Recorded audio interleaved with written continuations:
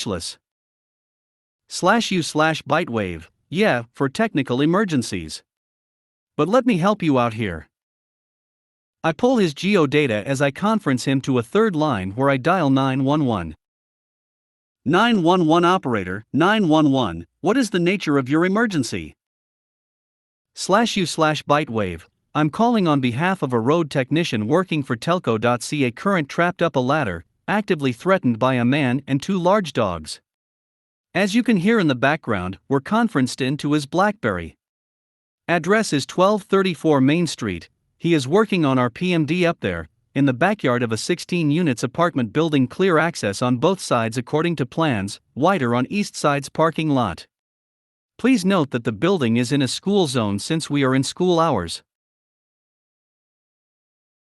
Desperate subcontractor, I could really use some help here.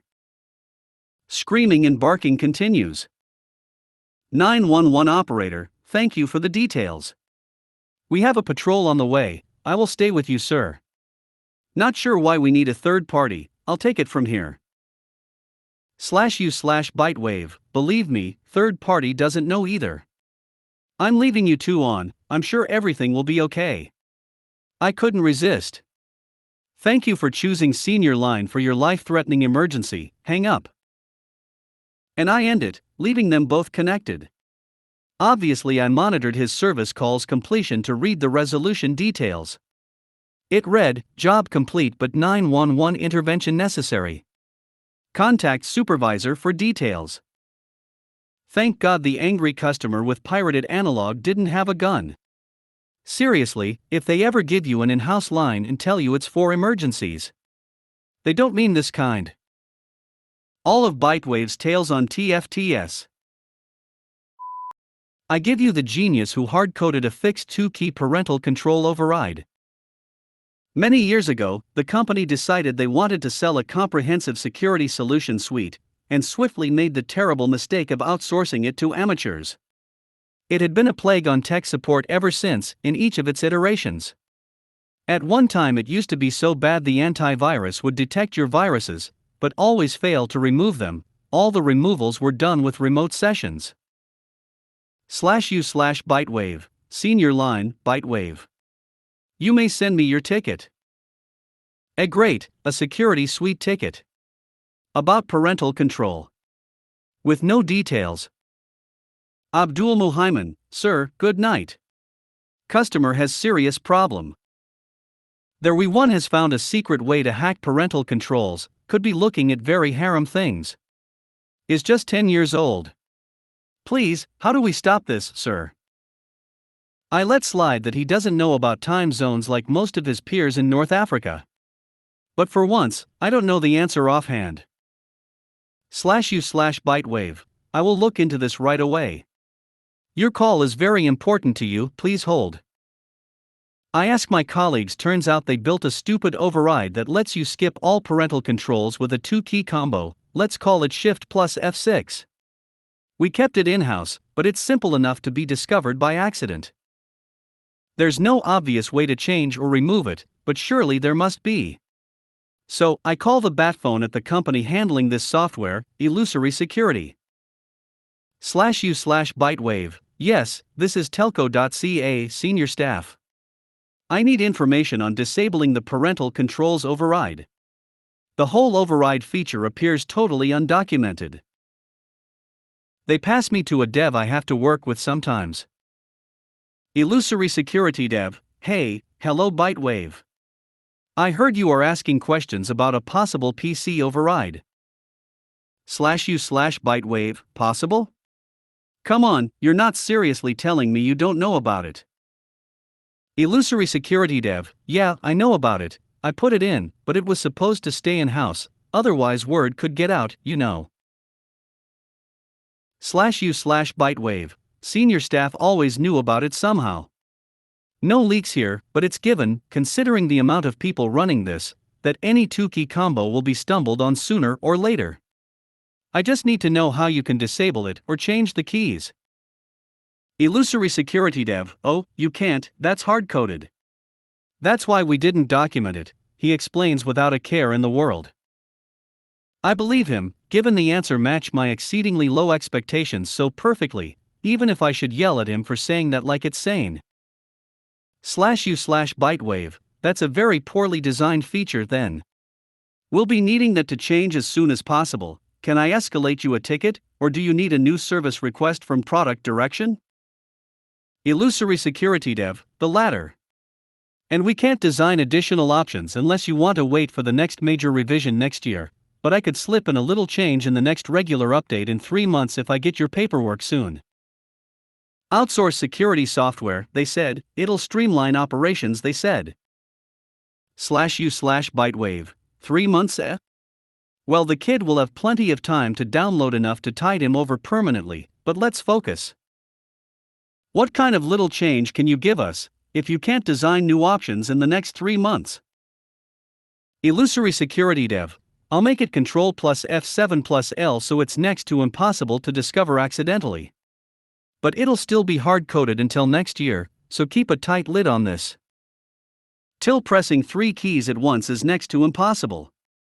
How will I get anything done on Windows machines now that I can't Control plus Alt plus Delete anymore?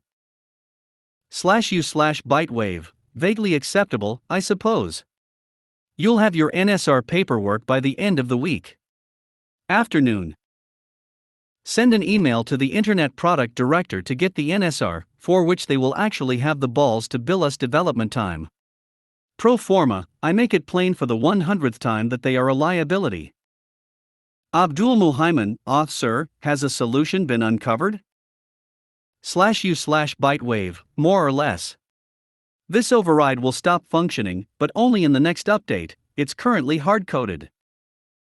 I'd feel deep shame just saying that if not for my deep conviction that he has no idea what hard-coded means, probably not override either, and certainly will not realize how ridiculous this answer is.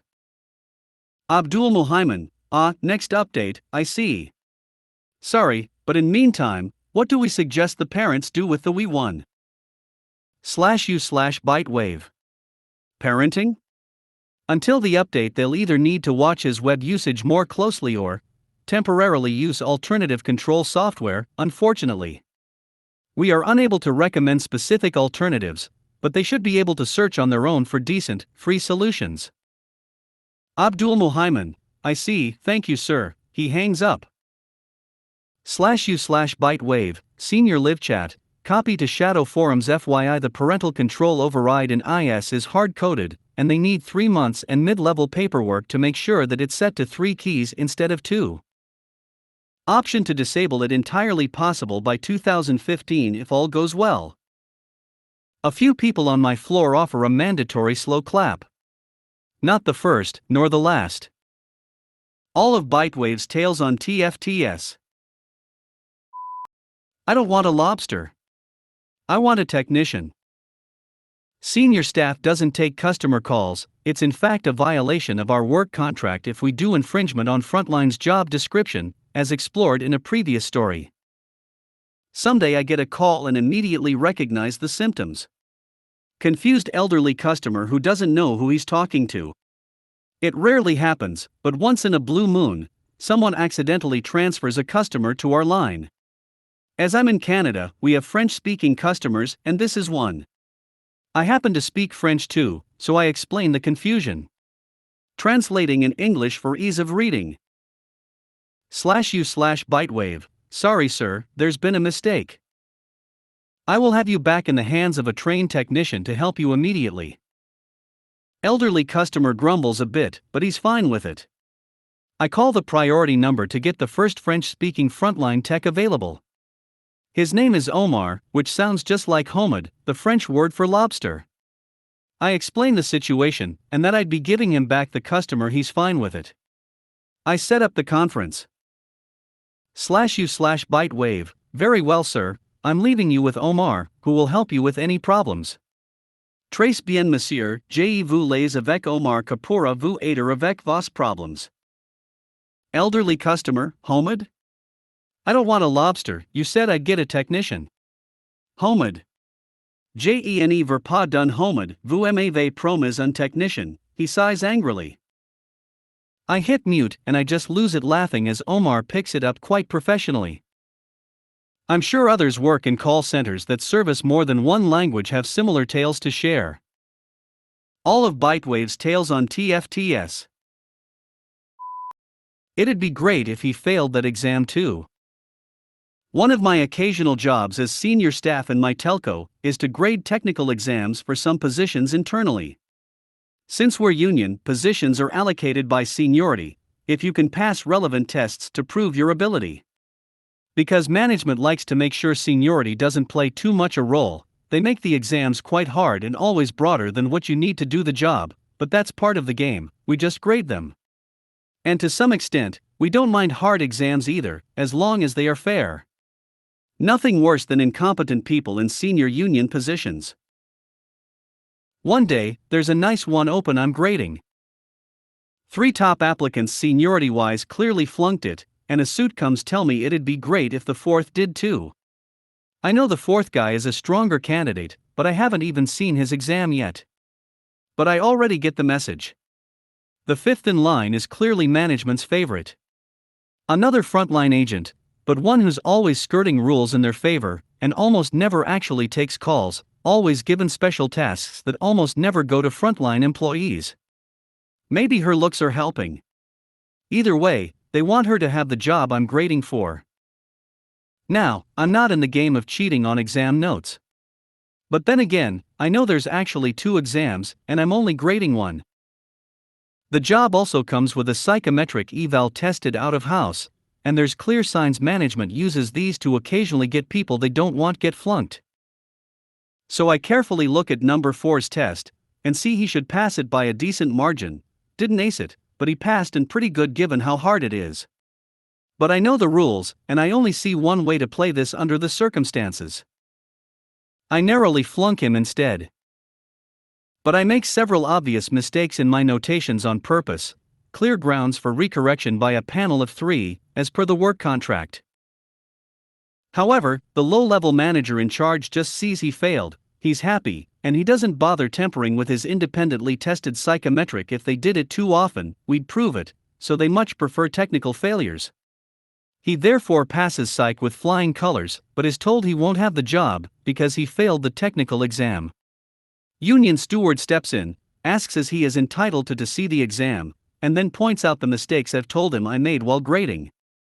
Soon a panel of 3 union senior staff are reviewing my work and giving him the passing marks he deserved. He therefore gets the job, whether they're happy with it or not. For a while after that I oddly enough never got assigned to grade exams, not that I cared much. The guy I stood up for learned the story from the steward, and we became fast friends. The pretty management pet who was just below him went to accept a non-union position instead, which I believe fit her way better anyway. While it may seem like taking a big bullet to do this, the fun part with a union environment is that there is zero retaliation if you play your hand properly, and while low-level management soon forgets, how could they not, given their turnover rate, the union doesn't ever. And they take their friends out to lunch a lot.